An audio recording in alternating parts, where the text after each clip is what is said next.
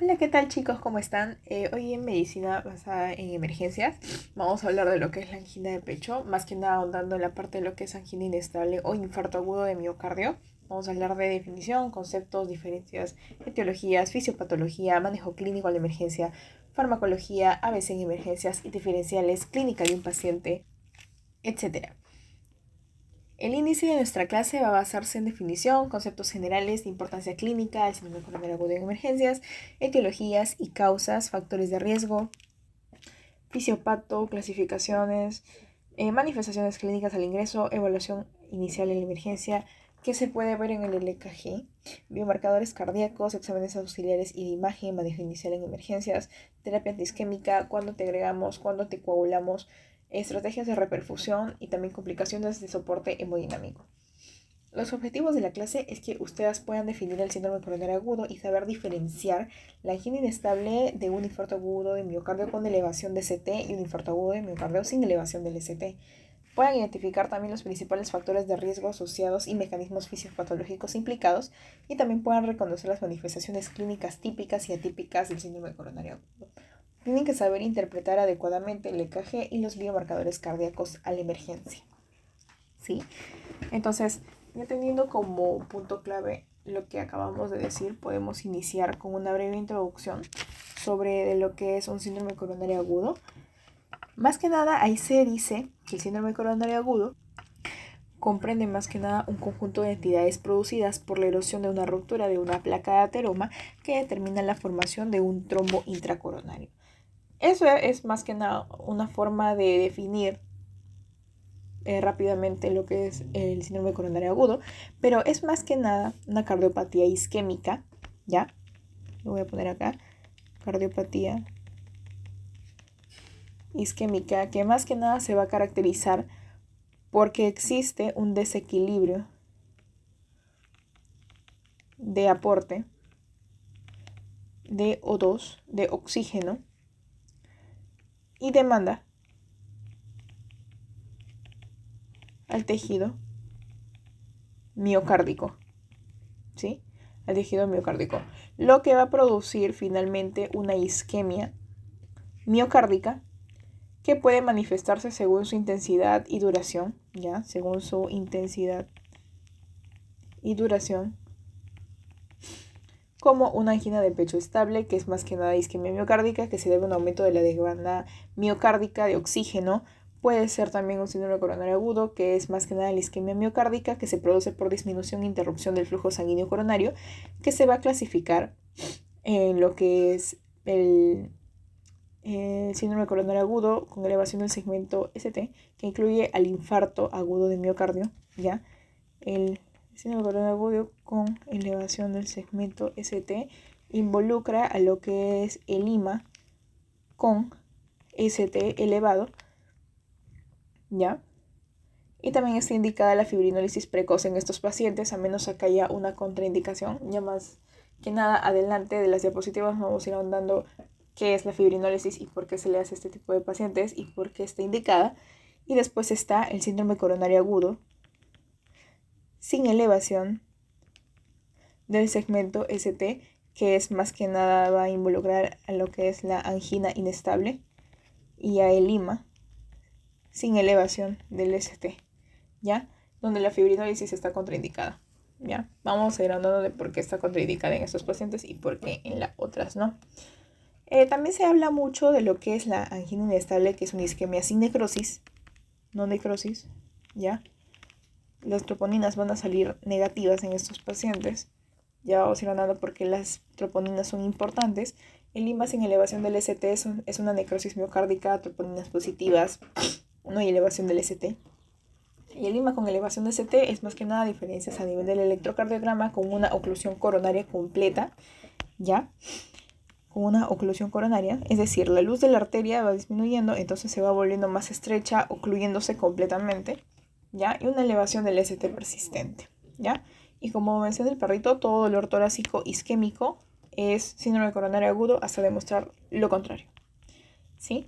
La importancia clínica principal es que es una de las causas de muerte cardiovasculares mundial.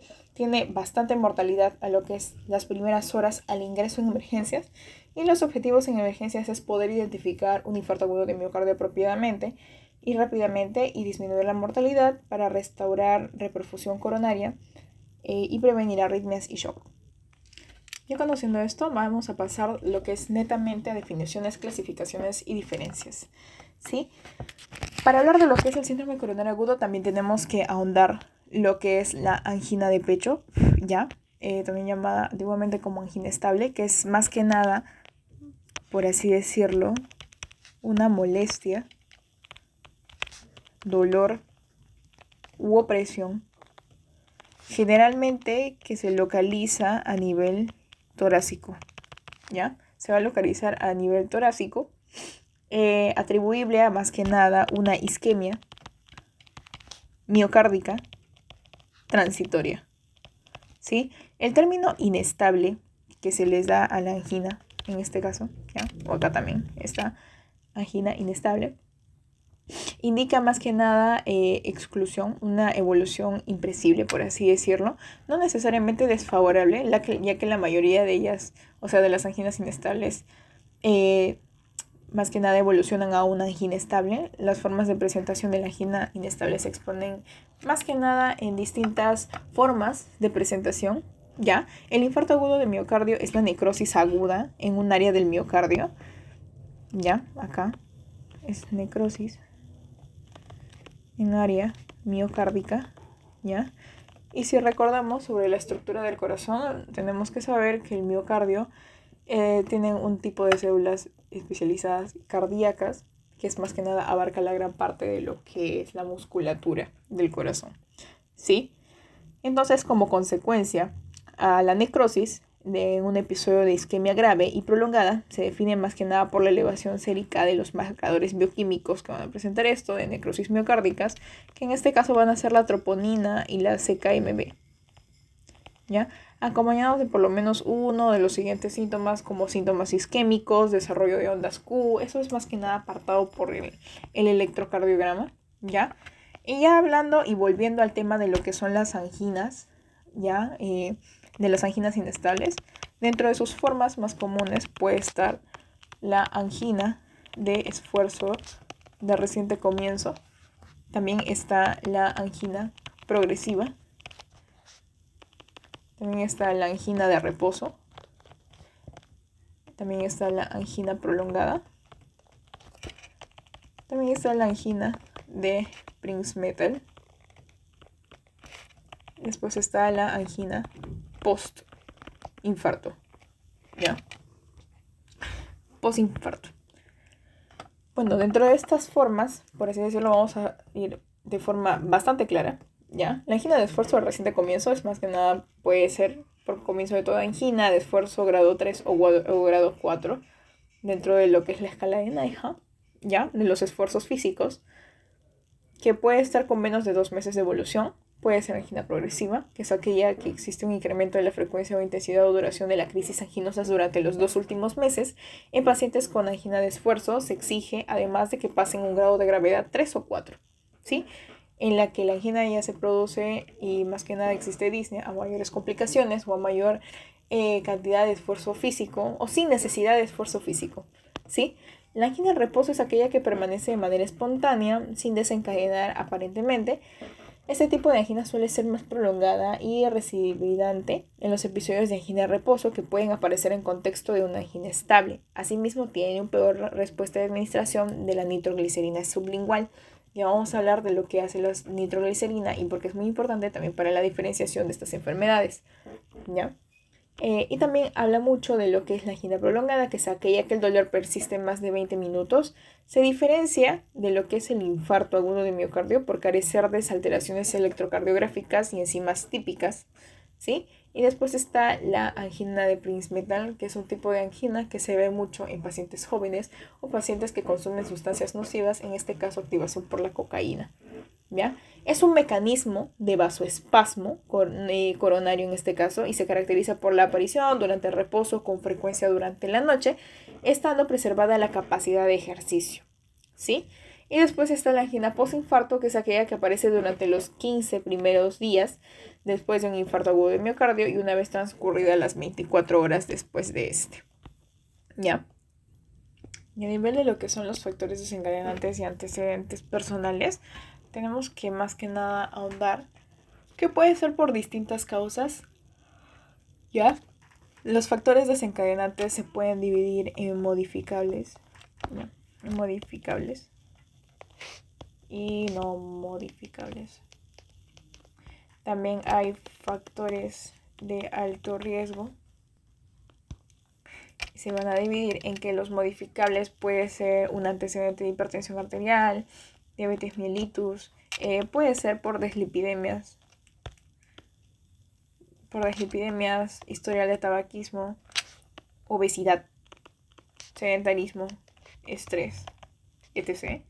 ¿Ya? Y los no modificables puede ser la edad avanzada, es que pueda ser un paciente de sexo masculino, o puedas tener un antecedente de HC familiar con riesgo cardiovascular. Y los factores de alto riesgo son ya de enfermedades que puedan relacionarse con daño multisistémico como la diabetes mellitus, la enfermedad renal crónica, enfermedad coronaria previa, ¿ya? Coronaria previa o un infarto agudo de miocardio previo, ¿ya? Es importante saber que la diabetes mellitus puede producir un infarto agudo de miocardio siliente, ¿sí? Así que no están de acuerdo con eso, ¿ya? Y recuerdan a lo que era la diferencia de los síntomas para poder hablar de la clase 1, la clase 2, la clase 3 y la clase 4.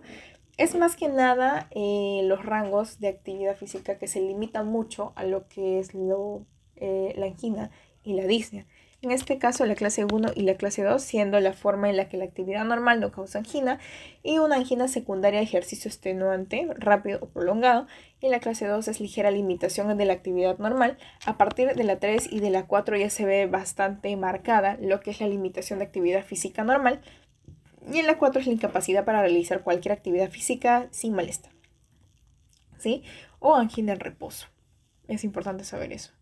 Los antecedentes personales, bueno, como lo habíamos mencionado acá, pueden ser antecedentes personales de tabaquismo, cigarro, alcoholismo, sustancias nocivas o consumo de bebidas energéticas, energizantes, antecedentes de historia clínica por enfermedad cardiovascular, tratamiento por diabetes mellitus, hipertensión arterial controlada o no controlada. Entonces, es eso, ¿ya? Entonces, vamos a ahondar lo que es la fisiopatología. Ya, vamos a dividirlo en distintas partes, en la que más que nada ahonda la angina estable y lo que es el síndrome coronario agudo, ya desencadenándose de lo que es la angina estable, ¿ya? Que es más que nada en la parte de abajo de la imagen es que vemos la oclusión arterial, ¿ya? Y también tenemos que tener una idea principal para poder entender, ¿ya?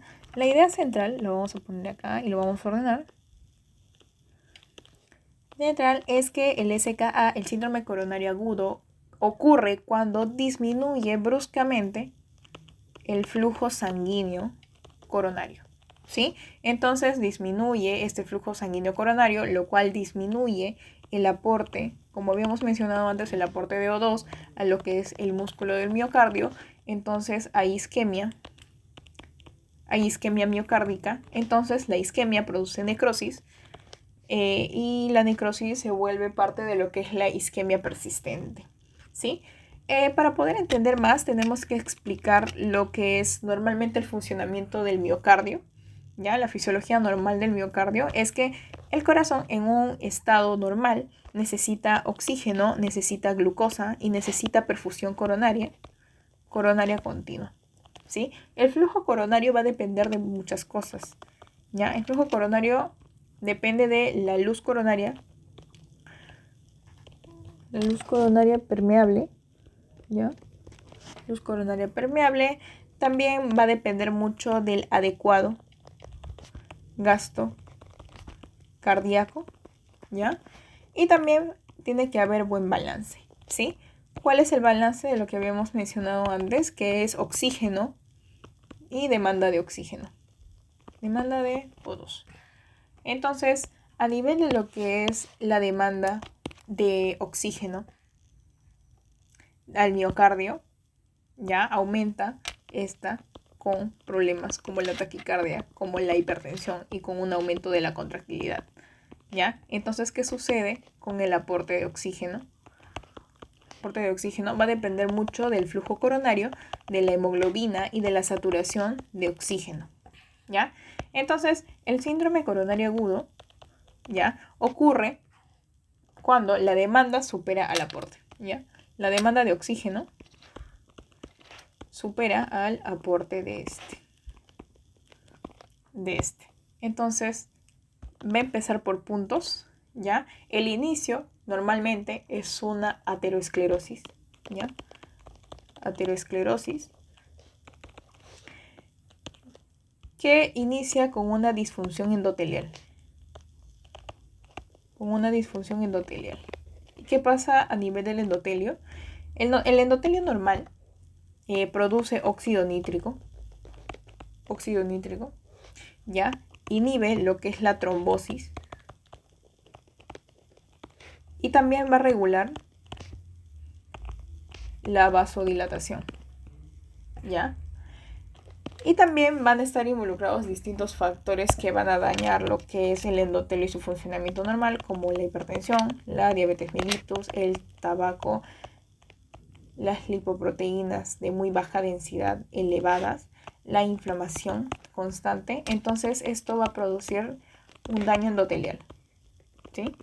Y las consecuencias del daño endotelial van a producir, lo voy a poner con rojo,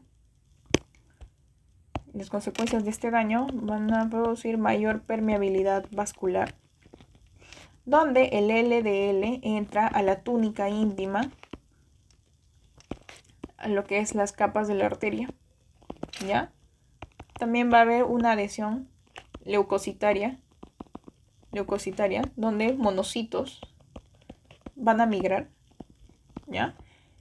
Y también va a disminuir la producción de óxido nítrico. Entonces, si no hay óxido nítrico, no hay vasodilatación, ¿ya? O menos vasodilatación. Entonces, después vamos al punto 2, que es la formación de placa ateromatosa. Entonces, para poder explicarlo mejor, graficamos a lo que es la LDL como lipoproteínas de muy baja densidad entrando a lo que es la túnica íntima a nivel de las capas de la arteria. Entonces hay una oxidación de esta LDL y esta LDL convierte esta oxidación en una respuesta inflamatoria, ¿sí? Entonces, al reconocer un tipo de respuesta inflamatoria, macrófagos, vamos a ponerlos por acá, fagocitan por mecanismos a lo que es la LDL, ¿sí? Entonces, esta LDL forma células espumosas, ¿ya? Entonces, después de todo ese proceso, ¿qué se forma? Grasa, ¿ya? Grasa. Entonces, hay proliferación de músculo liso, hay una formación de cápsula fibrosa y por último se tiene a la formación de lo que es la placa ateroesclerótica, ¿ya? Y para poder entender un poco más, tenemos que saber cuáles son los componentes de la placa ateromatosa, ¿ya? Los componentes de lo que es normalmente la placa aterosclerótica es un núcleo, ¿ya? Que más que nada se va a llamar el núcleo lipídico, por así decirlo, que esta va a ser conformada por colesterol y por células inflamatorias, ¿ya? Y también va a tener una cápsula fibrosa, que esta cápsula fibrosa va a estar conformada de lo que es colágeno y musculatura lisa. Músculo liso, ¿ya?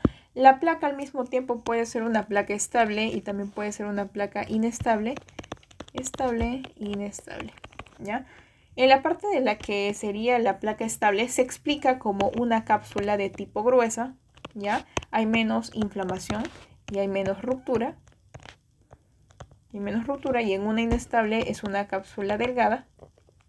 Hay bastante inflamación y hay bastante ruptura, ¿ya? Es importante saber que la mayoría de síndromes coronarios agudos ocurren por una ruptura de placa, ¿ya? ¿Y en qué tipo de placa sería? En una placa vulnerable, por así decirlo. Entonces es una placa inestable. Lo que nos lleva al punto número 4, ¿ya? Que lo voy a poner por acá apartadito, que ya es netamente lo que es la ruptura o erosión de la placa, ¿ya? Voy a borrar esta parte para poder explicarlo mejor. Y ya lo borré. Estábamos hablando del cuarto punto, que es lo que es la ruptura o erosión de la placa, ¿ya? Entonces, un grado de inflamación que va a producir una degradación de lo que es el colágeno, ¿ya? Y un adelgazamiento o una reducción de lo que es la cápsula. Entonces, si existen estos factores, la placa de ateroma colapsa, ¿ya? Entonces colapsa y al romperse, ¿ya? Se expone el colágeno, se expone factor tisular y también se expone y se desencadena el contenido lipídico, ¿ya? Y estos van a producir una activación trombótica masiva, ¿ya? Una activación trombótica masiva, ¿ya? Entonces la activación trombótica masiva va a dar inicio al quinto punto, que ¿cuál va a ser? La activación plaquetaria, ¿ya? La activación plaquetaria va a constar de distintos pasos. En este caso vamos a poner, por así decirlo, el paso 1. ¿Qué está pasando? Entonces, pasa la activación trombótica masiva, entonces pasa a la activación plaquetaria, donde inicia la adhesión plaquetaria, ¿ya? La adhesión plaquetaria, donde las plaquetas, vamos a ponerlo así, las plaquetas se adhieren a lo que es el colágeno subendotelial, ¿ya? Mediante un factor bastante importante que es el factor de von Willebrand, ¿ya? Lo que es a nivel de lo que es la cascada de coagulación. Entonces, después de eso pasamos al paso 2, que ya es más que nada la activación. Primero es la adhesión, después es la activación plaquetaria, donde las plaquetas van a liberar adenosinfosfato, tromboxano, A2, van a liberar serotonina. Y la liberación de estos factores o estas proteínas pueden traer o reclutan, por así decirlo, nuevas plaquetas. Después pasamos al paso 3, en la que ya hay netamente un factor o un proceso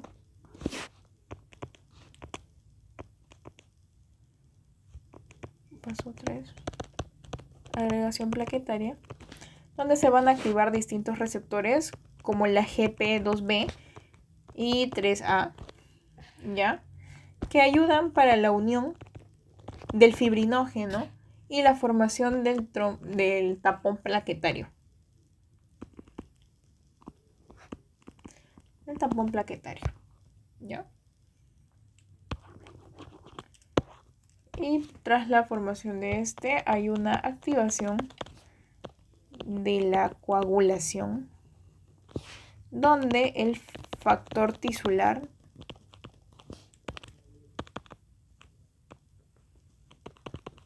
activa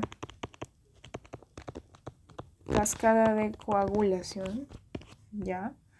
Que está relacionado con el factor 10A, la trombina, la fibrina,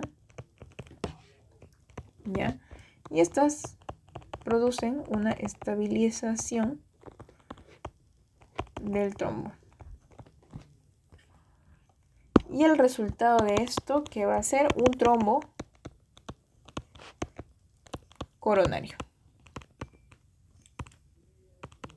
Pero eso no es el final de todo. Es que cuando da el resultado final a un trombo coronario, ¿qué pasa a nivel de la coronaria? Por así decirlo. Depende del grado de obstrucción, ¿ya? De obstrucción del trombo. La oclusión parcial produce una isquemia subendocárdica. Va a ser importante que recuerden esto. Una isquemia subendocárdica. Entonces va a derivar a un STEMI, a un IMA sin elevación de CT o angina inestable. Y una oclusión total es una isquemia transmural que indica un IMA con elevación del ST. ¿Sí?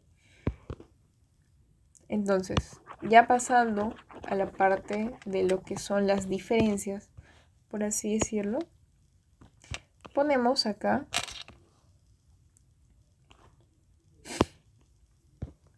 infarto, un IMA S. Tenemos acá a una angina inestable, un IMA ST y a un IMA no ST. ¿Ok? Entonces, en la angina inestable, ¿qué va a haber? Va a haber isquemia, ¿ya? En el IMA va a haber necrosis transmural y en el IMA no ST va a haber necrosis parcial, ¿ya? Van a haber distintas troponinas. Acá hay troponina negativa. Después vamos a andar en las troponinas, pero es importante ir sabiéndolo. Positiva, ST normal o en depresión. En depresión, no ST, depresión del ST. Y acá sí va a haber elevación del ST, como su nombre lo menciona, ¿ya? Entonces, continuando, y de lo que recordamos, después de lo que pasa, que existe una oclusión total o una oclusión parcial o una isquemia transmural o una isquemia subendocárdica, pasamos a lo que es la isquemia miocárdica, ¿ya? La isquemia miocárdica. Cuando disminuye el flujo, disminuye el oxígeno celular, ¿ya? Cuando disminuye el flujo sanguíneo, disminuye el oxígeno celular. Y en la disminución del oxígeno celular va a disminuir la fosforilación oxidativa, ¿ya? Haciendo que se reduzca el ATP. Las consecuencias celulares de estos procedimientos es que va a haber un metabolismo por otra vía, que es una vía anaerobia, ¿ya? Donde principalmente va a estar involucrado el ácido láctico, y este ácido láctico va a producir un dolor de tipo anginoso, ¿ya? Al mismo tiempo hay una falla de bomba sodio-potasio ATPasa, y esta va a producir más que nada un edema a nivel celular. Entonces, también hay una alteración del calcio intracelular, y una disminución y una disfunción contráctil. Entonces, ¿por qué duele? ¿Por qué? Porque al momento de que hay una isquemia, la isquemia va a liberar lactato, va a liberar bradicinina y va a liberar adenosina, ¿ya? Estimulando las conexiones nerviosas del paciente, ¿ya? Y hablando de disfunciones mecánicas, a propósito del caso, la isquemia nuevamente produce hipocinesia ventricular, ¿ya? ¿Qué es eso? Que hay una disminución de la contractilidad. Y la disminución de la contractilidad a nivel del ventrículo genera una disminución de lo que es el gasto cardíaco. Si existe una posibilidad de que sea extenso, puede producir edema pulmonar, hipotensión y shock cardiogénico. ¿Ya? En una de las peores circunstancias se involucra la necrosis miocárdica, ¿ya? Que en este caso un indicador, si la isquemia dura mayor a 20 de 30 minutos, es una muerte celular irreversible.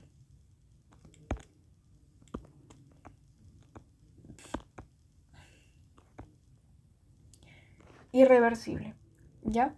La necrosis progresa al subendocardio, o sea, el epicardio. Entonces, la pregunta es, ¿por qué el subendocardio muere primero que el epicardio? ¿Por qué? Porque recibe menos perfusión, tiene mayor presión intramural y se vuelve más vulnerable a la hipoxia. ¿Ya? También van a haber distintas manifestaciones y alteraciones eléctricas. ¿Ya? Y alteraciones eléctricas. Lo voy a poner con negro. Donde la isquemia altera el potencial de membrana. Y este potencial de membrana al mismo tiempo se relaciona mucho con la conducción eléctrica, produciendo arritmias.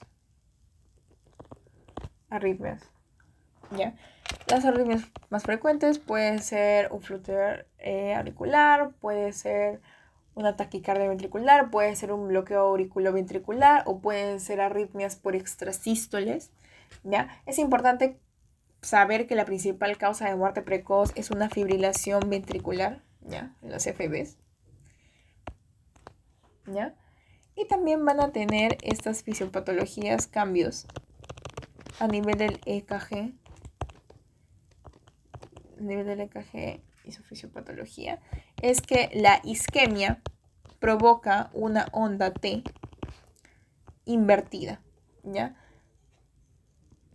Que, por recordar, la onda T es producida más que nada cuando se genera un potencial o una recuperación, por así decirlo, de lo que es la despolarización, donde el músculo ventricular, después de la despolarización, se puede decir que la onda T es un tipo de repolarización después de esta despolarización.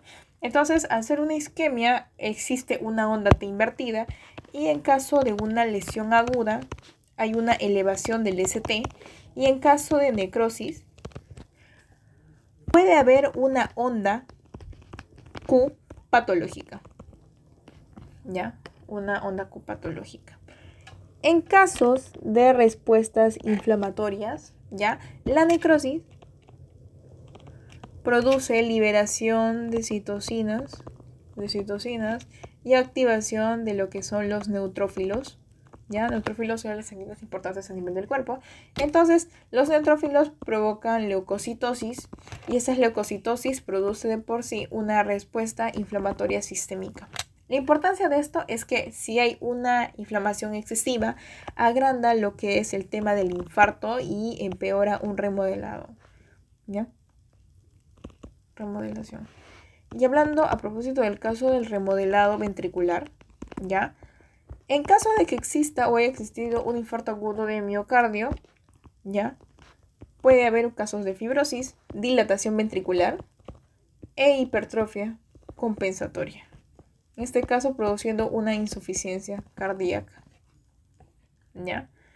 Y ahí ya se hablan bastante de fármacos. En este caso se utiliza mucho los IECAS, las enzimas inhibidoras de la enzima convertidora de angiotensina. Y se habla mucho de lo que es un tipo de shock.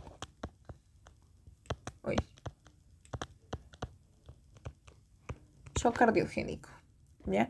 Si gran parte de lo que es el miocardio falla, hay una disminución del gasto cardíaco severo, ¿sí? Entonces hay una acidosis láctica por toma de vía anaerobia por ácido láctico, entonces se produce una falla multiorgánica, ¿ya? Entonces, las manifestaciones de esto van a ser que el paciente esté hipotenso, tenga una piel fría, tenga oliguria en algunos casos y pueda tener alteraciones del sensorio o alteración mental, ¿ya? Entonces, es eso. También vamos a hablar mucho de lo que son los infartos de ventrículo derecho. Entonces, es importante saber su fisiopatología. Vamos a hablarlo de forma un poquito más rápida. Fisiopato de un IMA de ventrículo derecho.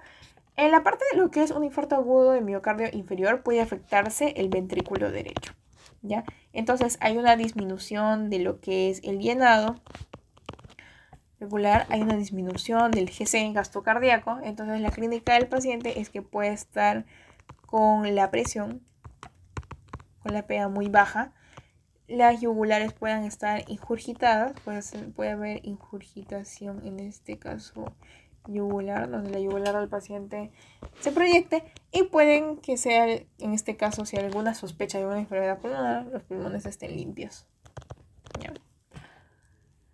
Entonces, también se habla mucho del dolor atípico, ¿ya? El dolor atípico más que nada puede estar relacionado con pacientes diabéticos, ancianos y mujeres. ¿Por qué? Porque si recordamos la clase de lo que era prediabético, no tiene nada que ver, pero al mismo tiempo, la diabetes o enfermedad en pacientes diabéticos activa mucho, involucra mucho lo que es la neuropatía autonómica, ¿ya? Que es una condición donde hay menos percepción de lo que es el dolor. ¿Y por qué ancianos y mujeres, ¿ya? Pueden presentarse con clínica como disnea, síncope, fatiga, epigastralgia? Entonces, es eso. Y ya viendo y haciendo un recordatorio, un resumen integrado final, por así decirlo, los factores de riesgo pueden ser y pueden desembocar a una disfunción endotelial. Hay una provocación de una placa aterosclerótica, hay una ruptura de la placa. ¿Qué pasa si la placa se rompe? Hay una activación plaquetaria. La activación plaquetaria produce la activación de la coagulación. Hay un trombo coronario y este trombo coronario produce una isquemia y la isquemia constante produce una falta de aporte de oxígeno y esta falta de aporte de oxígeno produce la necrosis constante y esta necrosis puede derivar a arritmia, shock cardiogénico, incluso las muertes, ¿ya? Entonces definimos que la mayoría de síndromes coronarios agudos ocurren por una ruptura de placa vulnerable, como habíamos mencionado, placa inestable y una placa estable. La antiagregación actúa sobre plaquetas, anticoagulación sobre fibrina, ¿ya? El subendocardio es la zona más vulnerable a la isquemia, porque habíamos mencionado, la elevación del ST presenta lesión transmural, ¿ya? La troponina se eleva cuando existe necrosis. La principal causa de muerte precoz es la fibrilación ventricular. Y también tenemos que saber que el tiempo dado para la muerte de lo que es la presentación del músculo cardíaco es que es bastante importante la valoración de este a nivel de lo que es el tiempo. Entonces, esa es la fisiopatología del síndrome coronario agudo, ¿ya? Entonces, ya sabiendo la fisiopatología, vamos a ahondar en las presentaciones clínicas y en la clínica de un paciente al ingreso. Y ya pasando a la clínica de un paciente, ya, la clínica general inicial es que puede ir desde un dolor torácico. En la clínica del síndrome coronario agudo puede ir desde un dolor torácico típico hasta manifestaciones atípicas o incluso silenciosas. Ya, en emergencia reconocemos rápidamente los síntomas y la idea principal es salvar al miocardio y disminuir la mortalidad del paciente. El motivo de consulta más frecuente va a ser el dolor torácico, que va a tener características típicas de dolor isquémico, que es más que nada, doctor, me duele el pecho, y tú ya lo vas a definir como dolor de tipo anginoso, ¿ya? Que es más que nada, la localización va a ser retroesternal, ¿ya? Es precordial difuso, y una localización o sensación del dolor a nivel central, ¿ya? Central. El tipo de dolor es que el paciente va a manifestar o suelen describirlo como de tipo opresión, pesado, presión, algo que me aplaste el pecho, doctor, o una banda que aprieta a nivel del pecho. Generalmente no es punzante, ¿ya? No es punzante. Después está la irradiación del dolor, que tiene una irradiación clásica hacia el brazo izquierdo, hacia ambos brazos, hasta cuello, mandíbula. En otras bibliografías refieren que también se irradia a epigastrio y hacia espalda. ¿No? Espalda. Y la perlita acá es que un dolor irradiado a ambos brazos tiene alta probabilidad de origen coronario. Nunca olvidar eso. La duración del dolor. Angina estable, dura menor a 10 a 15 minutos y mejora con reposo o nitratos, ¿ya? Que los nitratos en este contexto es que son fármacos antiisquémicos que se utilizan más que nada para aliviar dolor torácico, ¿ya? Y también tratan la insuficiencia cardíaca aguda o la congestión pulmonar asociada, ¿ya? Su principal función es sintomática, ¿ya? Porque no tiene función de reducción de mortalidad a largo plazo en pacientes con infarto. Ya, tiene distintos mecanismos de acción. En este caso pueden ser por vasodilatación coronaria, venodilatación o dilatación arterial periférica. ¿Ya? Entonces es eso. Y hablando de lo que es la angina inestable, un infarto agudo de miocardio, ya se predispone el tiempo de los 20 minutos, que es de tipo progresivo, aparece en reposo y no cede fácilmente. Dentro de los factores desencadenantes puede ser o puede iniciarse con el ejercicio, estrés, frío o comidas copiosas.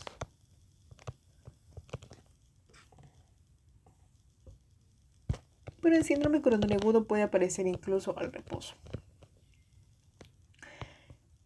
Puede haber sintomatología vegetativa asociada, ya que es la activación simpática y vagal, donde va a producir diaforesis fría, náuseas, vómitos, palidez, ansiedad intensa y sensación de muerte intermitente.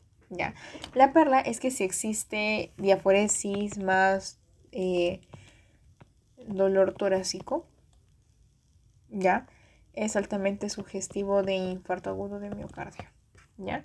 La disnea en el síndrome coronario agudo, ¿por qué ocurre? Porque nuevamente volvemos a mencionar el tema de la isquemia. La isquemia disminuye la contractilidad ventricular izquierda, ¿ya? Y esta disminución de la contractilidad ventricular izquierda provoca un tipo de congestión pulmonar y esta congestión pulmonar provoca un edema intersticial, ¿ya? Intersticial. La disnea puede ser acompañada del dolor, ¿ya? Acompañada de dolor equivalente anginoso, especialmente en pacientes ancianos, diabéticos y mujeres.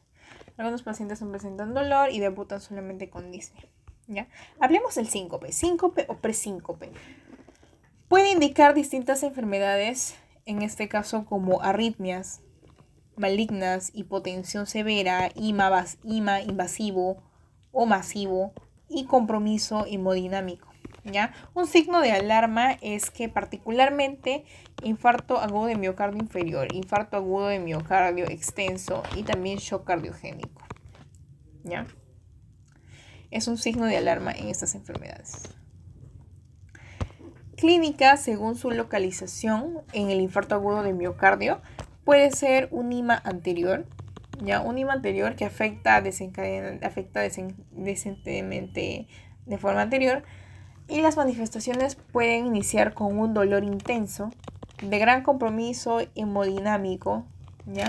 Puede tener disnea importante y shock frecuente, ¿ya? Las derivaciones a nivel del electrocardiograma pueden verse a nivel de V1 y V4, ¿ya? En caso de un IMA inferior, afecta coronaria derecha. Y las manifestaciones pueden ser náuseas, vómitos, bradicardia e hipotensión, ¿ya? A nivel del EKG puede estar relacionado con D2, D3 y ABF, ¿ya? También está el IMA de ventrículo derecho, que tiene una triada clásica, ¿ya? La triada clásica es que va a haber hipotensión, va a haber ingurgitación yugular y los pulmones suelen estar limpios, ¿ya? Importante es que los nitratos pueden empeorar la hipotensión, ¿ya? Presentaciones atípicas, pacientes mujeres, ancianos diabéticos o enfermedad renal crónica, y manifestaciones atípicas, en este caso, puede ser la epigastralgia, indigestión, fatiga súbita, mareos, debilidad, síncope y disnea aislada, ¿ya? Que habíamos mencionado, si el diabético presenta o viene con disnea súbita, es que hay necesidad de descartar un infarto agudo de miocardio, ¿ya? También se habla mucho de un IMA siliente, ¿ya? ¿Qué es eso? Que es más que nada un IMA sin dolor torácico típico, ¿ya? Que es frecuente en pacientes con diabetes o ancianos, ¿ya? Y bueno, es eso. Ya las manifestaciones atípicas las habíamos mencionado. Y ya. Y los signos vitales al ingreso que tenemos que evaluar: presión arterial, ¿ya? Tenemos que evaluar presión arterial, que puede ser HTA por descarga adrenérgica, y también puede ser disminución de la PA, que puede indicar un mal pronóstico, ¿ya? También se evalúa bastante lo que es la FC, la frecuencia cardíaca, que puede estar en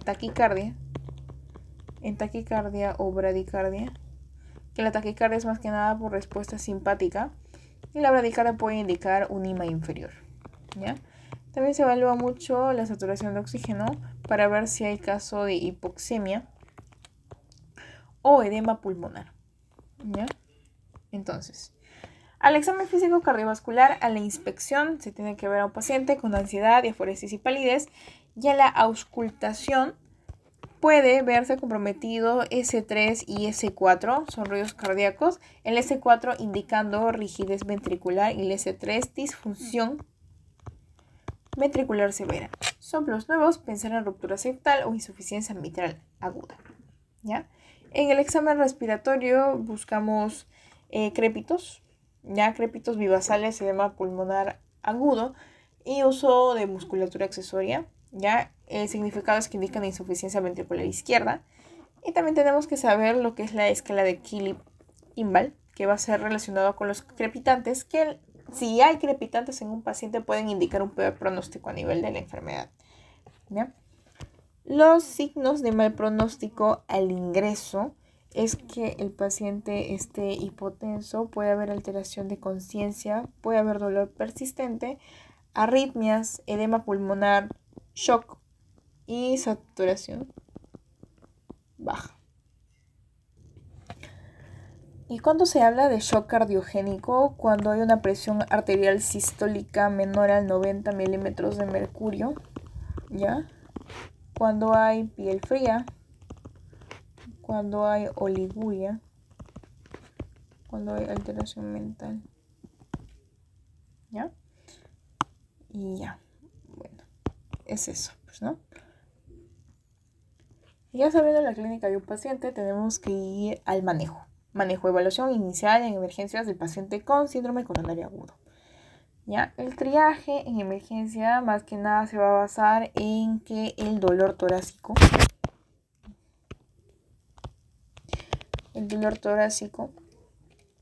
es prioridad alta. Un paciente con sospecha de síndrome coronario agudo debe ingresar inmediatamente a monitorización y evaluación médica urgente, ¿ya? Las preguntas claves en triaje, ¿cuáles van a ser? ¿Cuándo inició? ¿Dónde duele? Irradia, es opresivo, duración y cede con el reposo. Y los signos de alarma van a ser la disnea, síncope, diaforesis, hipotensión y palpitaciones. ¿Ya? Entonces es eso.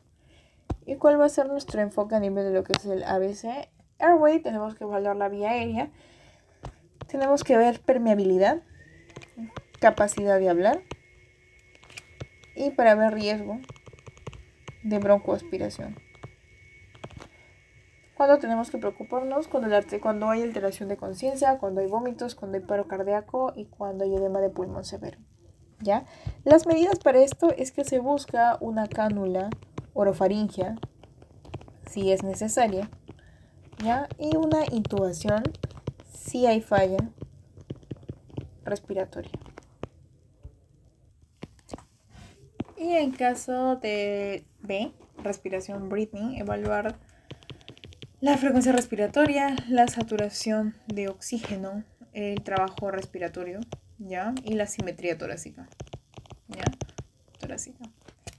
Buscamos, en este caso, si el paciente está disneico, disnea, crépitos, hipoxemia y edema pulmonar, ¿ya? Se le va a dar el oxígeno solo si el paciente está saturando o está con una saturación de oxígeno menor al 90%, si hay insuficiencia respiratoria o si el paciente está con shock, ¿ya? Es importante saber que oxígeno es innecesario porque puede causar estrés oxidativo y empeorar la enfermedad, ¿ya? En caso de la CEL sobre la circulación, evaluación hemodinámica del paciente, se evalúa presión arterial, frecuencia cardíaca y perfusión periférica, ¿ya? Llenado capilar. Buscamos en estos pacientes disminución de la presión arterial, hipotensión, taquicardia, bradicardia, piel fría, llenado capilar mayor a 2 segundos. Entonces, las acciones inmediatas para el monitoreo de esto es que exista un monitor cardíaco, ¿ya? Para detectar fibrilación ventricular, ¿ya? Taquicardia ventricular, bloqueo auriculoventricular y también isquemia, ¿ya? Se buscan también 2 vías periféricas, en este caso un catéter de 16 o de 18G para medicación, fluidos y anticoagulación. También en algunos casos desfibrilador, si hay un riesgo alto de lo que son las arritmias, ¿ya? Malignas en las primeras horas. Disability neurológico. Evalúa Glasgow, orientación y respuesta verbal, ¿ya? Hay una alteración neurológica que puede indicar hipoperfusión cerebral, shock, hipoxemia, paro recuperado, ¿sí? Y también a nivel de lo que es exposure, hay evaluación completa, cianosis, edema, diaforesis, signos de TBP o de trauma. No olvidar que los diagnósticos diferenciales pueden ser disección aórtica, tromboembolismo pulmonar o neumotórax, ¿ya? Entonces, las exploraciones complementarias para nuestro paciente es que a nivel de lo que es la historia clínica dirigida, pongamos a prueba el OPQRST, que para ver onset, provocation, quality, radiation, severity y time. Onset, que es más que nada el tipo de inicio súbito progresivo, provocación, que es lo que se le desencadena, quality, opresivo, peso, quemazón, radiation, brazo, mandíbula, espalda, severidad, escala a nivel de leva, y time, duración y evolución. ¿Ya? Antecedentes importantes, saber si el paciente tiene factores de riesgo cardiovasculares, tiene antecedentes cardíacos o usa medicamentos, ¿sí? Es muy importante preguntar al paciente si usa medicamentos como anticoagulantes, sildenafilo o antiagregantes, ¿ya? Entonces, es eso. A nivel cardiovascular también se tiene que ver más que nada la auscultación, el S3 y el S4, soplos nuevos, pulsos, buscar asimetría, déficit de pulsos, respiratorio, buscar crépitos, edema pulmonar y evaluación con scores como KILIP, que más adelante vamos a ir viendo. Y después vamos a pasar al estudio más importante, que es el estudio del electrocardiograma, ¿ya? Es importante que el tiempo de un electrocardiograma sea menor a 10 minutos, ¿ya? Para que los objetivos sea identificar un infarto agudo del miocardio, detectar arritmias y localizar el infarto, ¿ya? Entonces, empezamos. A nivel del electrocardiograma, clasificado a nivel de lo que es qué pasa si encontramos una angina inestable. Durante una crisis del dolor puede encontrarse un electrocardiograma relativamente normal, ¿ya? Con una T negativa simétrica que indica más que nada una isquemia subepicárdica, como acá se ve, y una onda T alta picuda y simétrica que puede indicar una isquemia subendocárdica. También puede existir una pseudonormalización en la onda T y onda T positiva o plana durante el dolor, mientras que fuera de la crisis es negativa y simétrica. También puede haber infradesnivelación de segmento ST igual o mayor a 0.5 milímetros o milivoltios, 0.05 milivoltios, con la concavidad dirigida hacia la línea de base o la lesión subendocárdica que puede desnivelarse, ¿sí? Entonces, pasamos a lo que es netamente infarto agudo de miocardio, que puede tener estancias evolutivas. En este caso, en caso normal, se puede ver a nivel de lo que es una fase subaguda, que es horas o por días. En una fase hiperaguda, que puede ser minutos o horas, puede verse una onda T picuda emergente, ¿ya? En una fase aguda, que ya se relaciona con lo que son las horas, puede haber una elevación significativa del ST. Una fase subaguda, que pueden ser días incluso, con la aparición de la onda Q patológica, una onda T negativa y una elevación del ST. Y en la fase crónica, onda Q patológica, una ST isoeléctrico y una onda Q negativa. Y el infarto antiguo, que es una onda Q patológica, un ST isoeléctrico y una onda T normal. ¿Ya? Y después pasamos a lo que es infarto agudo de miocardio y bloqueo completo de rama izquierda. ¿Ya? ¿Por qué? Porque la interpretación electrocardiográfica de un infarto agudo de miocardio, cuando existe un bloqueo de rama izquierda, ya sea previo o secundario, que él entraña a lo que es mayormente gran dificultad, ya que con frecuencia aparecen distintas alteraciones mencionadas con anterioridad. En estas circunstancias debe sospecharse ante un infarto agudo de miocardio la aparición de bloqueo de rama izquierda coincidente con una crisis de dolor, ya que se relaciona mucho a crisis de dolor. Ya siempre y cuando se disponga de un electrocardiograma previo y reciente en el que no se aprecie un trastorno de la conducción, ya va a haber una elevación de lo que es el segmento ST, ya PQ una elevación relativa del segmento ST, ¿ya? Entonces, este ST va a ser mayor a 5 milímetros o 0.5 milivoltios en las derivaciones que contengan un complejo QRS en sentido contrario no concordante, ¿ya? Y la elevación del ST igual o mayor de 1 milímetro en las derivaciones que tienen un complejo QRS en el mismo sentido concordante.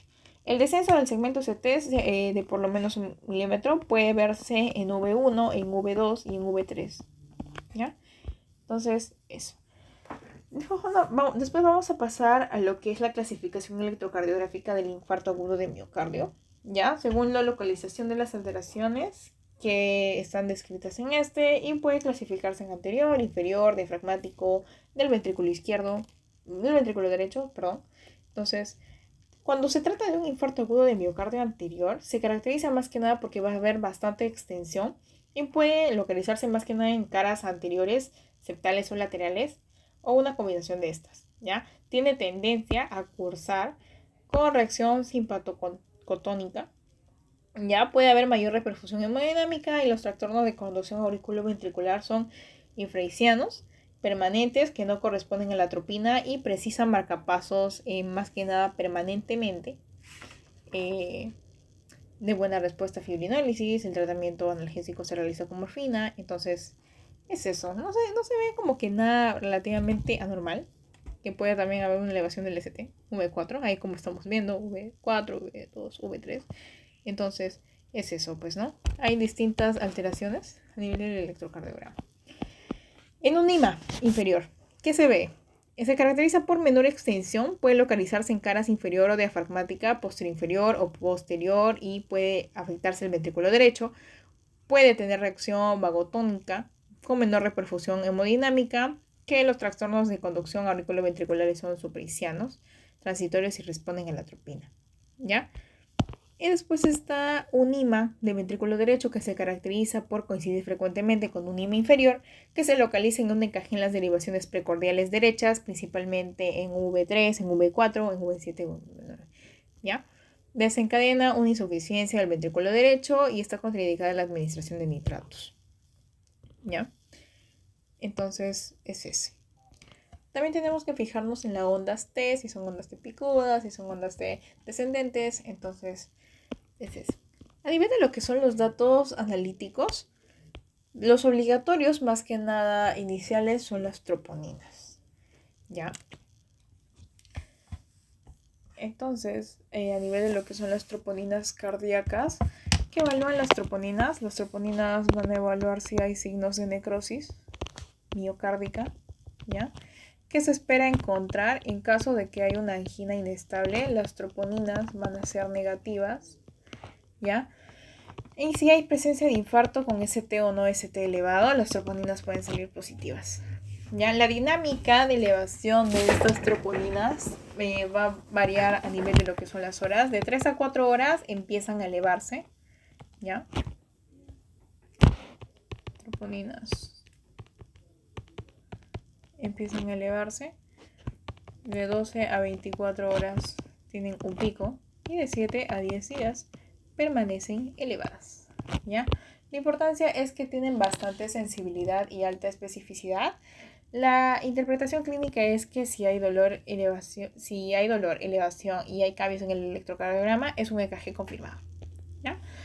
La troponina elevada no siempre es infarto agudo de miocardio, también puede elevarse en casos de TEP, puede ser sepsis, insuficiencia renal o miocarditis, ¿ya? ¿Y por qué solicitamos un hemograma? Para ver si hay leucocitosis, ¿ya? Porque leucocitosis, como habíamos mencionado en la parte de la fisiopatología, por respuesta inflamatoria, estrés agudo, y para descartar anemia, ¿ya? Que puede precipitar isquemia o empeora la hipoxia miocárdica, ¿ya? Ya que si hay una baja hemoglobina, hay una disminución del aporte de oxígeno al miocardio, ¿ya? Y para evaluar las plaquetas, importante para anticoagulación o antiagregación, y PCI. Y también es importante saber que la función renal va a ser bastante importante. En este caso se le solicitaría una urea y CREA. ¿Por qué es importante? Yo creo que por la modificación de dosis de fármacos, evaluar pronósticos y predicción de mortalidad. ¿Y qué se espera encontrar en estos pacientes? Una creatinina elevada, ¿ya? Una creatinina elevada que puede ser significativa para enfermedad renal crónica previa, que puede ser hipoperfusión renal o puede ser shock cardiogénico, ¿ya? La importancia clínica es que pacientes con enfermedad renal crónica tienen mayor mortalidad, más complicaciones y más riesgo de sangrado, ¿sí? Y los electrolitos que se manejan es sodio, potasio y magnesio. ¿Por qué? Porque se espera encontrar hipocalemia, ya que predispone a taquicardia ventricular y a fibrilación ventricular, ¿ya? Es muy importante corregir, porque la hipercalemia puede producir bloqueos, arritmias o paros, y la hipomagnesemia favorece a torsadas de points y arritmias ventriculares, ¿ya? La perla acá es que el potasio y el magnesio alterados aumentan un riesgo de muerte súbita, y porque al paciente se le pide glucosa, la hiperglicemia en un infarto agudo de miocardio empeora el pronóstico y aumenta mortalidad. ¿Y que se espera encontrar? En este caso de la tomación de la glicemia, se espera encontrar una hiperglicemia de estrés, que es muy frecuente incluso en pacientes sin diabetes mellitus. La importancia es que se asocia a un tamaño de infarto más shock peor recuperación y el perfil de coagulación que se pide por TP, INR y TTPA. Porque se solicitan anticoagulación, fibrinólisis, procedimientos invasivos, ¿ya? Se espera encontrar alteraciones de coagulación que pueden aumentar el riesgo hemorrágico, ¿ya? Y complicaciones de tratamiento. También la importancia es contradicción relativa de fibrinólisis si el INR está elevado. Y el perfil lipídico se solicita más que nada para verificar o identificar deslipidemias o riesgo aterosclerótico, ¿ya? Se espera encontrar un LDL alto, principalmente hipercolesterolemia o aterosclerosis, que se debe solicitar dentro de las 24 horas. Se les solicitaría gases arteriales. No es obligatorio, pero se solicita para ver disnea, shock, hipoxemia. Se espera encontrar hipoxemia por edema pulmonar, insuficiencia cardíaca. La radiografía de tórax es importante para ver el edema pulmonar, ya que es más que nada congestión vascular. También esperamos ver líneas de Beckerley y filtrados alveolares, ¿ya? Cardiomegalia también, que sugiere cardiopatía previa o insuficiencia cardíaca. Y ensanchamiento mediastinal, ya que eso es una sospecha de disección aórtica. El EKG ya dijimos, y también marcadores adicionales que es el BNP, NT o ProBNP, que es evaluador de insuficiencia cardíaca. Se espera más que nada en edema pulmonar o disfunción ventricular, y también dímero D, que no es rutinario, pero se solicita si hay sospecha de tromboembolismo pulmonar o disección aórtica. La coronariografía también es un gold estándar anatómico porque se espera encontrar una arteria ocluida, un trombo coronario, lesiones multivaso. Entonces permite entrar a angioplastía o colocación de stent, ¿ya? Entonces es eso. Y el manejo inicial de emergencias vamos a hacerlo con distintas mnemotecnias. En este caso, MONAP, que es más que nada hoy en día de forma individualizada, que la M va a ser por morfina si existe dolor persistente, que es de 2 a 4 gramos miligramos, disculpen, intravenoso. O por oxígeno, solamente si el paciente está saturando menor a 90% y tiene dificultad respiratoria. Nitratos, nitroglicerina, ¿ya? 0.4 miligramos por cada 5 minutos por 3. Aspirina, 160-325 miligramos masticada. Y beta bloqueadores si no hay contraindicaciones para el paciente. Beta blocks. ¿Ya? Entonces, ¿cuándo antiagregamos y cuándo anticoagulamos? ¿Ya? Tenemos que preguntarnos qué se hace en estos momentos. ¿Ya? Recordando un poco la fisiopatología, la idea central es que el síndrome coronario agudo ocurre con dos procesos principales, que puede ser activación plaquetaria o activación de la coagulación. La activación plaquetaria más que nada acercándose a lo que es la formación del tampón plaquetario, y la activación de la coagulación, que es por la formación de fibrina y crecimiento del trombo. Ya, voy a poner acá activación plaquetaria, formación del tampón plaquetario, y 2, que es activación de la coagulación, que es por formación de fibrina y crecimiento del trombo. Por eso el tratamiento es con antiagregantes que bloquean las plaquetas y la anticoagulación que inhiben la formación de la fibrina. Ambos se complementan y no se reemplazan. ¿Ya? Recordando el fisiopato, el trombo coronario, hay una ruptura de placa, exposición del colágeno al subendotelio, adhesión plaquetaria, activación plaquetaria. ¿Ya? Vamos a volver a recordar. Ruptura. Expo de colágeno, adhesión plaquetaria, activación plaquetaria, agregación plaquetaria, activación de cascada de coagulación y formación de trombo en fibrina. Entonces, antiagregantes actúan en fase plaquetaria y anticoagulantes actúan en cascada de coagulación. La antiagregación plaquetaria va a tener como objetivo evitar el crecimiento del trombo coronario, ¿ya? Se inicia inmediatamente al sospechar de síndrome coronario agudo, ¿ya? ¿En quiénes? En pacientes con infarto agudo de miocardio con o sin elevación de CT o angina inestable, salvo a contraindicaciones. ¿Cuál es el fármaco estrella acá? El ácido acetilsalicílico o aspirina, ¿ya? El mecanismo de este es que va a inhibir irreversiblemente a la COX-1, al tromboxano A2 y va a disminuir a la agregación plaquetaria. Ya, la dosis es de 160 a 325 miligramos bioral masticada y el mantenimiento es que se dé de 80 a 100 miligramos por día.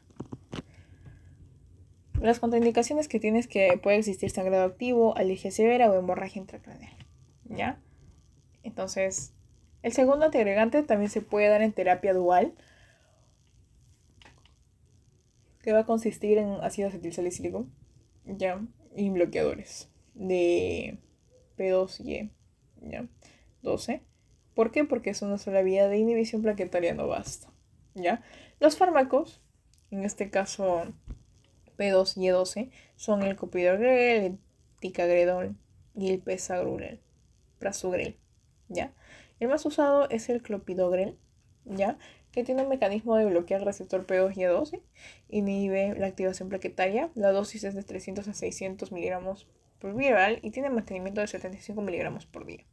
¿Cuándo usarlo? En pacientes con IMA-ST o no ST elevado, PCI, fibrinólisis, si no hay acceso de ticagrelor, ¿ya? Las ventajas es que es barato, disponible y menos sangrado.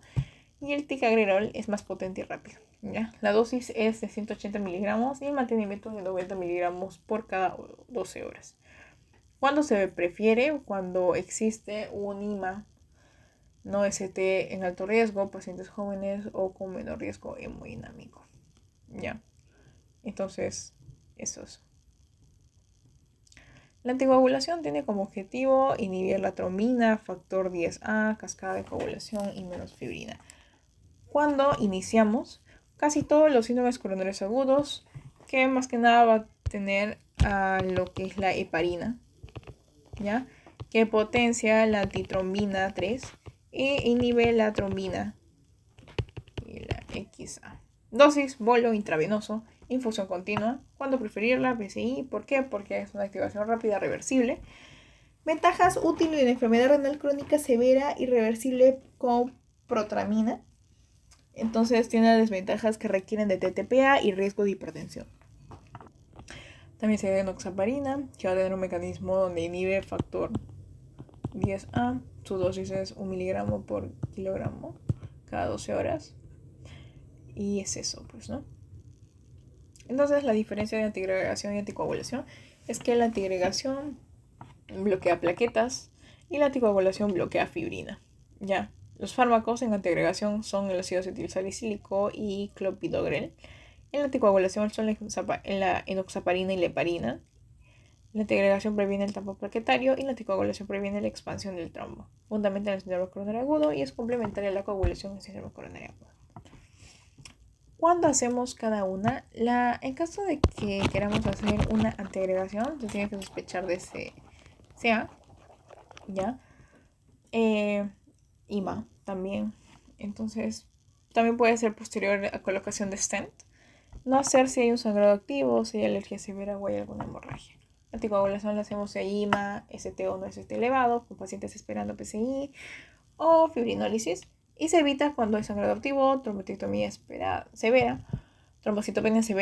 cirugía reciente o hemorragia cerebral. ¿Ya? Entonces, es eso.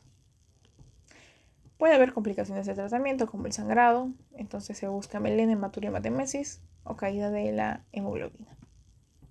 ¿Ya? Entonces, después de eso, pasamos a la reperfusión.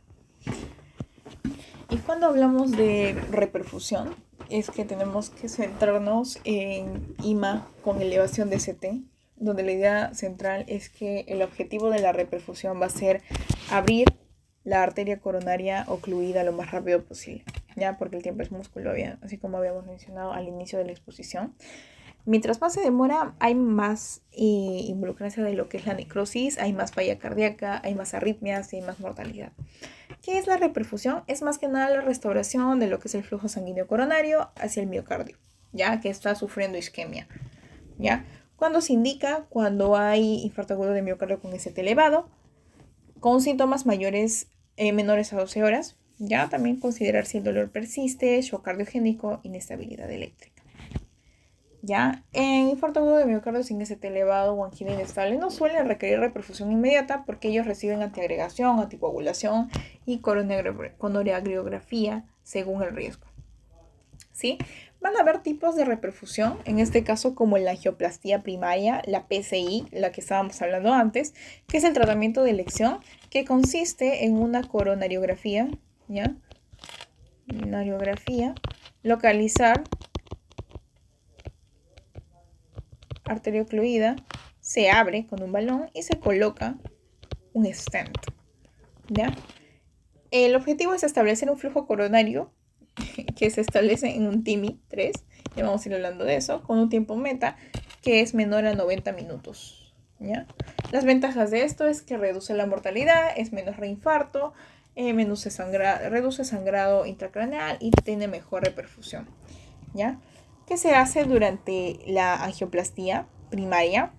Más que nada que hay un paso a paso con un acceso vascular que puede ser radial o preferido femoral, ¿ya? Coronariografía, se inyecta contraste y se visualizan a nivel de las coronarias, ¿ya?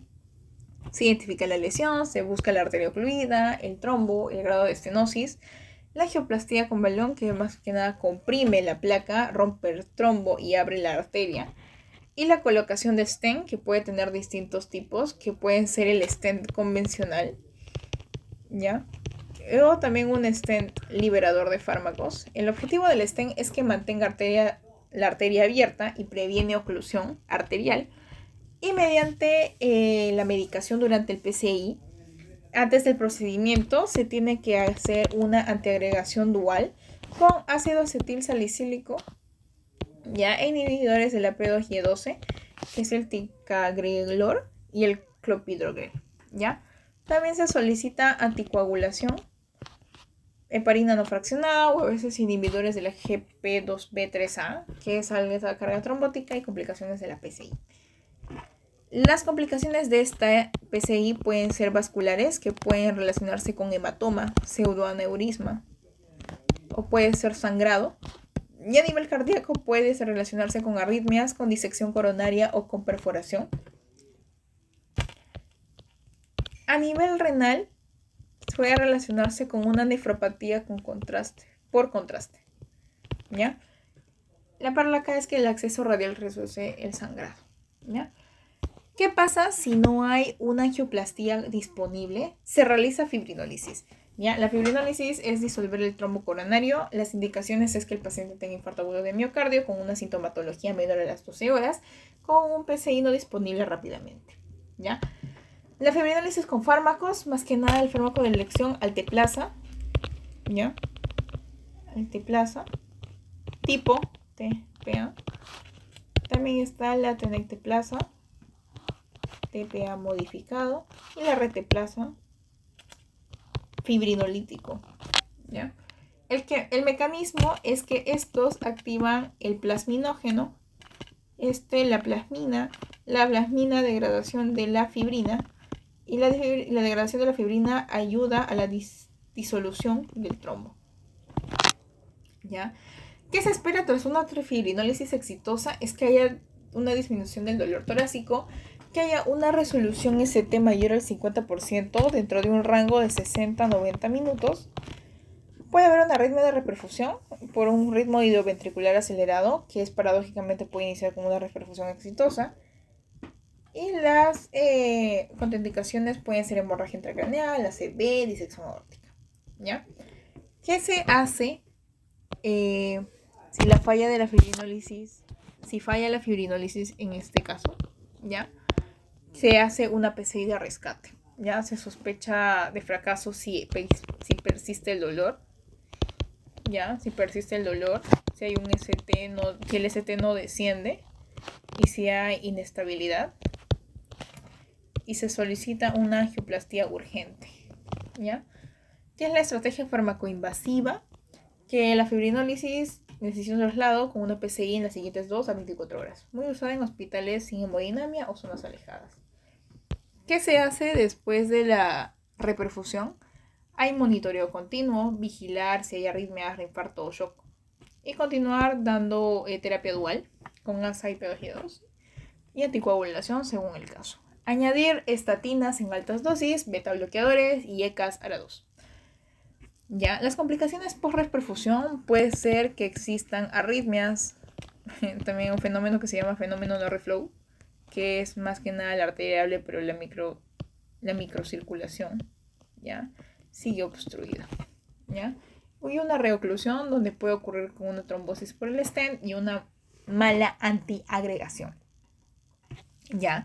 La diferencia del infarto agudo de miocardio con ST elevado y el infarto agudo de miocardio sin ST elevado van a ser las siguientes. ¿Ya?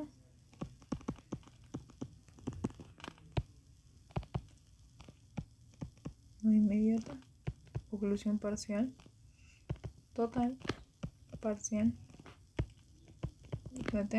ST no elevado, PCI, fibrinólisis urgente, coronariografía. ¿Ya? Entonces, eso es la reperfusión. Los scores y criterios, ya para terminar. Los principales scores van a ser TIMI Score, Kimball y Grace Score, que es más que nada que el TIMI para síndrome coronario sin ST es un modelo validado que evalúa más que nada infarto, mortalidad o isquemia recurrente durante 14 días. ¿Ya? Los criterios van a ser que la edad sea mayor o igual a 65 años, mayor o igual LFR coronarios, cambios en el ST, toponinas positivas y angina recurrente. El CLIP-Kimball es más que nada un evaluador, que es más que nada un score de estratificación clínica al ingreso a los pacientes con infarto agudo de miocardio, objetivo que evalúa la mortalidad en 28 días en pacientes en función a las puntuaciones de CLIP-Kimball al ingreso. Pues no se evalúa de 1 a 4, siendo 4 el shock cardiogénico. Y finalmente el Grace Score, que es más que nada evalúa para ver la posibilidad de cardiorrespiratoria al ingreso, evaluación de enzimas cardíacas y desviación de segmento ST, ¿ya? Que se basa en la edad, frecuencia cardíaca, presión arterial sistólica, creatinina y clase de Killing, ¿ya? Está relacionado mucho con lo que es el Killing, ¿ya? Y los diagnósticos diferenciales de estos pacientes pueden dividirse a nivel cardiovascular, que puede ser disección aórtica, pericarditis, miocarditis, respiratorios, TEV, neumotórax, neumonía, digestivos, ERGE, espasmo esofágico, úlcera péptica. Y en músculo esquelético, costocondritis. El dolor va a ser de tipo desangrante y la perdicarditis, dolor mejora al inclinarse hacia adelante. También tenemos nuestro algoritmo en emergencias, donde si el paciente llega con dolor torácico, se le solicita un EKG menor a los 10 minutos. Si hay IMA, sí o no. Si requiere, sí, reperfusión inmediata. Y si es no, las saponinas tienen que ser seriadas. ¿Ya? Alto riesgo, ingreso a UCI, antiagregación y anticoagulación. ¿Ya? Estratificación con scores, TIMI y Grace. ¿Ya? Coronariografía según riesgo. Aspirina importante, aspirina, clopidogrel, nitroglicerina. Y ese es nuestro algoritmo en emergencias. Farmacología importante en este caso van a ser la aspirina, clopidogrel, nitroglicerina, morfina, metoprolol, enoxaparina y atorvastatina. ¿Ya? El objetivo de cada una es que la aspirina va a ayudar a la antiagregación. El clopidogrel va a estar junto con terapia dual con esta. La nitroglicerina ayuda para la vasodilatación. La morfina para la analgesia. El metoprolol para la disminución del consumo de O2. La enoxaparina para la anticoagulación y la atorvastatina para la estabilización de placa de ateroma. Entonces, es eso. Y pasamos a la aplicación clínica con dos casos clínicos que tenemos. Tenemos nuestro primer caso clínico, que tenemos un paciente varón de 59 años con antecedentes de hipertensión hace 10 años, diabetes mellitus mal controlada, tabaquismo activo, deslipidemias, enfermedad actual. Paciente acude a emergencia por dolor torácico retroesternal opresivo, EVA 9 de 10, irradiado a brazo izquierdo, mandíbula. Duración 90 minutos, no mejora con el reposo y se asocia a diaforesis, náuseas y sensación de muerte. A la evaluación inicial en emergencias, presión arterial de 150/95, frecuencia cardíaca de 112 latidos por minuto, frecuencia respiratoria de 24, saturación en 91% y temperatura en 36.8%. Al examen físico, general se ve ansioso, sudoroso y pálido, cardiovascular, taquicardia, se ausculta S4 audible y respiración crépitos vivasales leves. Al ingreso, hallazgos, hay una elevación en el ST en V1, V2, V3 y V4 y hay ondas T hiperagudas. La interpretación del EKG es que sale infarto agudo de miocardio anterior, probablemente compromiso de arteria descendiente anterior izquierda. Se solicita troponinas y elevada, hemoglobina 14.2, leucocitos en 15.500, creatinina en 1.1, potasio en 4.2 y glucosa en 260 miligramos por decilitro. Se le realiza un manejo inicial con un monitor cardíaco, 2 vías periféricas, ASA, vía oral, ticagrelor 180, heparina intravenosa, nitroglicerina sublingual y atorvastatina. El paciente es llevado a angioplastia primaria, coronariografía, donde sale una oclusión total de la arteria derecha proximal y se realiza angioplastia balón con colocación de stent farmacológico. Evolución, disminuye el dolor, se resoluciona parcialmente el ST y hay una estabilidad hemodinámica. ¿Sí? Entonces tenemos las siguientes preguntas de nuestro paciente. ¿Ya? ¿Cuál es el diagnóstico más probable? Puede ser un infarto agudo de miocardio, un IMA, ST elevado anterior. ¿Por qué? Porque el paciente presenta dolor típico torácico, elevación de CT en derivaciones anteriores. En V1, V2, V3 y V4 también habíamos mencionado, hay troponinas elevadas. ¿Qué hallazgos confirman el STEMI? Derivaciones de V1 a V4 sugiere lesión transmural aguda.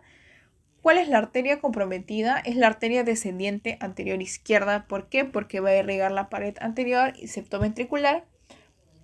¿Por qué requiere reperfusión inmediata a nuestro paciente? Porque salva el miocardio, disminuye la mortalidad y previene shock y arritmias.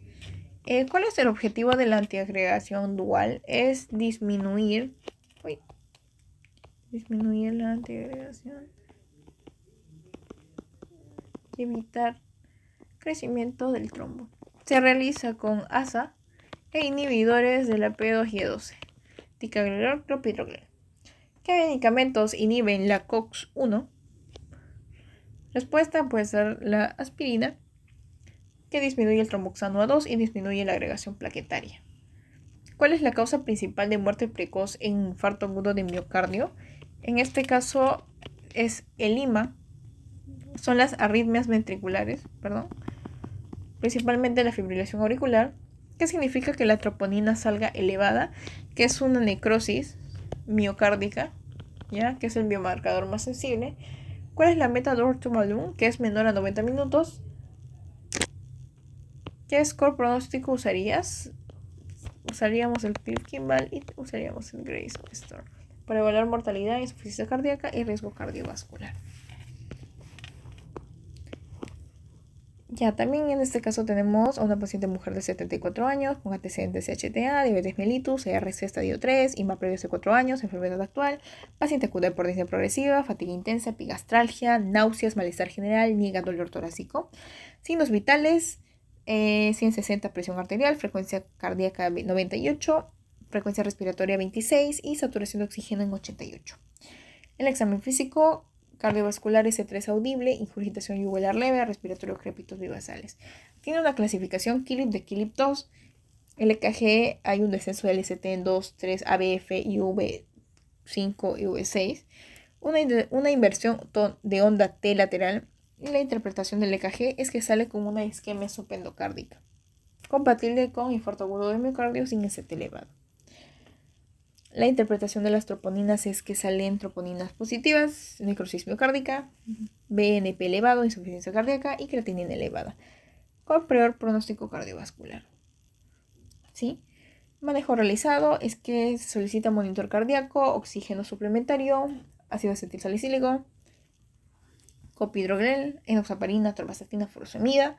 Y evolución se realiza coronariografía temprana y hallazgo lesión coronaria severa a nivel derecho, enfermedad coronaria multivaso y evolución posterior donde mejora la disnea, saturación normaliza y estabilidad clínica. Ya, las preguntas para este paciente es, ¿cuál es el diagnóstico más probable? Es un infarto agudo de miocardio sin ST elevado con una positiva de la troponina, un descenso del ST y síntomas compatibles. ¿Por qué no corresponde a infarto agudo de miocardio con ST elevado? Porque no hay existencia de ST elevado, valga la redundancia. Pero hay una oclusión coronaria completa, bueno, de forma parcial, por así decirlo en este caso. Los hallazgos del EKG orientan a una isquemia subendocárdica porque hay un descenso del ST y una inversión total de lo que es la onda T. ¿Y por qué es importante la troponina positiva? Porque indica necrosis miocárdica y esto de diferencia de infarto agudo de miocardio sin ST elevado, de angina inestable. ¿Por qué no está indicada la fibrinólisis en este paciente? Porque no hay elevación de ST y no hay oclusión coronaria total, ¿ya? En este caso, si se daría, es que aumentaría el riesgo de sangrado sin beneficio. ¿Qué significa el KILIP 2 en nuestro paciente? Es una insuficiencia cardíaca leve moderada, caracterizada por crépitos, S3 y congestión pulmonar. ¿Qué medicamento requiere ajuste por enfermedad renal crónica? Es la enoxaparina, ¿ya? A ver.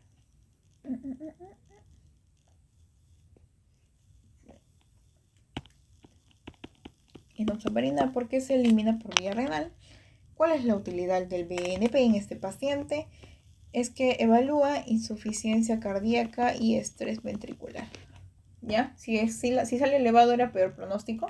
¿Qué factores de este paciente son de alto riesgo? Es que el paciente tiene edad avanzada, tiene diabetes mellitus, tiene RC, tiene troponinas positivas, tiene cambios en el electrocardiograma, tiene un KILIP de 2.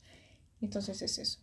Diferencia terapéutica entre STEMI y no STEMI es que el infarto agudo de miocardio con ST elevado requería una reperfusión inmediata, referiría a fibrinólisis, oclusión total de arterias y grafía urgente, ¿ya?